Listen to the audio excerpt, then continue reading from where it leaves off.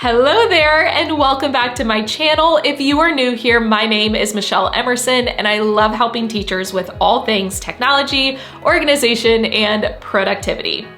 At the end of the year, our schedules are all over the place. So I love to have read alouds with very simple activities that I can pull out in a moment's notice if I need a time filler or if my schedule has changed. I'm not asking it, I'm just reading it out loud. So in today's video, I'm gonna share my 5 favorite read alouds for the end of the school year, plus a coordinating activity for each one.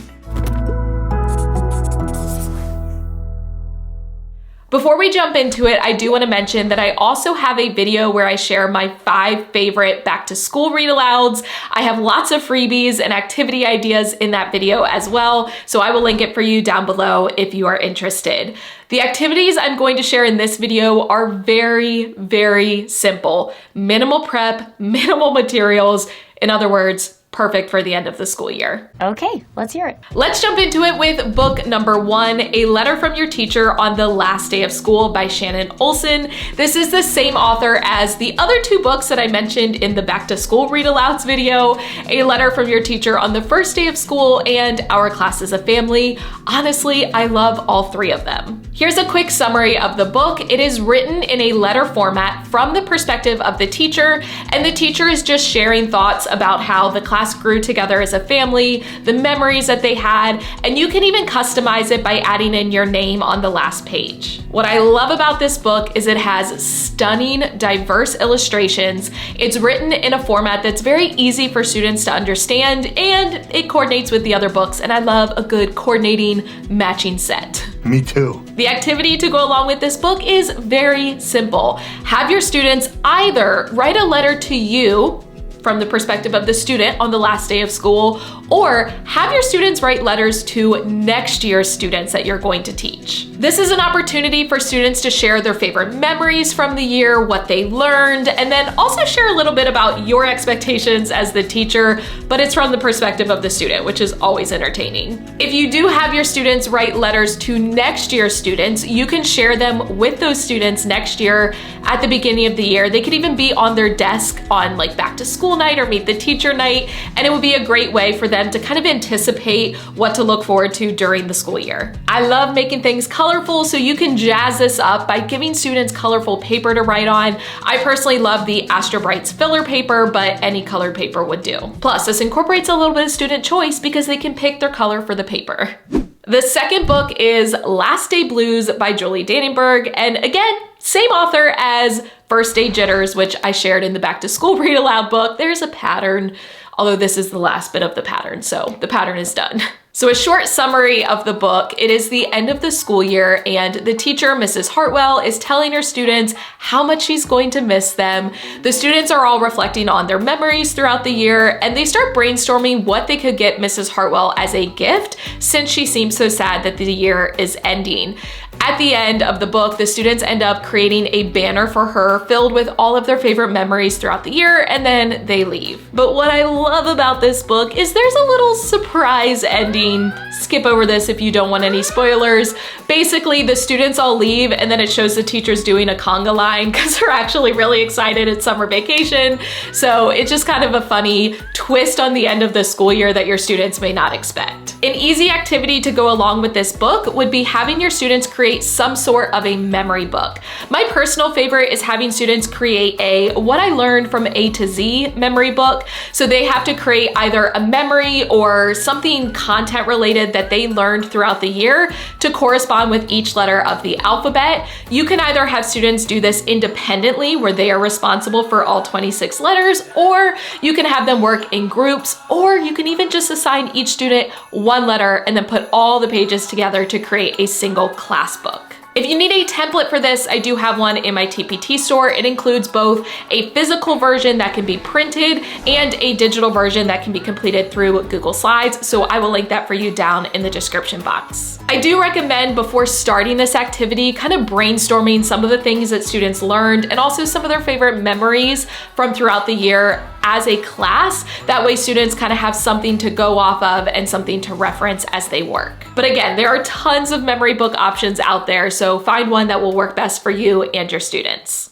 Book number 3 is Be You by Peter Reynolds. The general message of the book is to be your unique and authentic self, especially as you continue on through life. The pages all have reminders like be adventurous and be persistent. So it's perfect for the end of the year as students get ready to move on to the next grade level. What I love about this book is the writing is very simple, but the message behind it is so powerful. Plus the illustrations are super colorful and diverse. A very simple activity to go along with this would be to have students either draw a self-portrait or have a silhouette of their portrait and fill it with images that represent themselves and have their classmates write messages around it. Now, you don't even have to decide on one or the other. You could completely give your students choice. Some students may prefer to draw a portrait of themselves. You could even partner up with the art teacher for this project. Personally, I always find self-portraits very stressful, hence why I trace my Bitmoji instead. So you may want to consider giving students the choice to actually outline their portrait as a silhouette and then fill it with images, either ones that have been printed, that they've cut out from a magazine, or drawings inside that represent them and their identity. Now for the silhouette, you can either take a picture of students from the side with their portrait, print it out. You can even sometimes play around with the coloring of the image and make it all black so it's easier for them to trace. Or if you have like some sort of a projector or an old like overhead, I don't even think those are still around anymore, but you can have students stand in front of a paper and a friend can actually trace their outline on the paper. But after they've completed the artsy side of the project, it's a great chance for students to reflect on what they've learned about their classmates and what they really enjoyed about being in class together. I do recommend having students kind of brainstorm what they want to write for each student before they actually write on the art piece of their portrait or the silhouette, because that way, you know, you're just reducing the chance for mistakes. Personally, I would give students a copy of the roster, so a list of all the names in the class, and they would have to go ahead and write the message next to each student. Then I would have my students do almost like a scoot activity. They would each leave their portrait on their desk and they would scoot from desk to desk, writing the message to the other students around the outside. What's great is this becomes a keepsake for students. It not only is a piece of artwork that they created, but they also have all of those kind affirmations from their classmates. Book number 4 is My Teacher Likes to Say by Denise Brennan Nelson. This book is written from a student's perspective, and they are sharing all of the funny sayings and idioms that they learned from their teacher throughout the year, but it's obviously don't really understand what most of them mean, and they take them literally. But at the end, the student just reflects on how much they enjoyed the teacher and how much they're going to miss them. So it's funny, but it's also pretty heartwarming. Remind you of anybody you know? What I love about this book is it is written in rhyming verse, but there also are little facts next to each expression. So even though it is a funny book, you can actually learn a lot from it. You could even incorporate in a lesson on idioms if that fits your curriculum and standards. A simple activity to go along with this would be printing either an actual picture of yourself or your Bitmoji or something similar, giving students a speech bubble and having them write something that you always say.